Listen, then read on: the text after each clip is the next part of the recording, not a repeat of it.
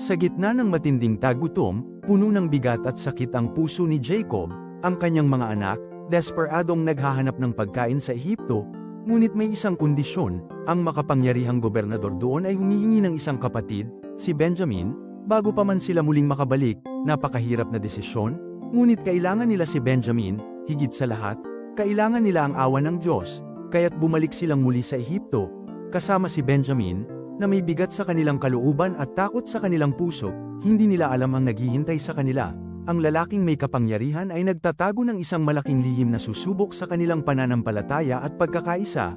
Handa na ba sila sa katotohanan? At doon, ang lihim ay nabunyag, si Jose, ang kapatid na matagal nang nawawala, ay nagpakilala, puno ng luha at pagmamahal. Muling nagkasama ang pamilya, isang patunay ng kapangyarihan ng pagpapatawad at pag-ibig ng Diyos. Sa gitna ng lahat, sumisikat ang pangako ng Diyos, naway ipagkaloob sa inyo ng Diyos na makapangyarihan sa lahat ang habag sa harap ng lalaking iyon. Genesis Kapitulo 43, 14.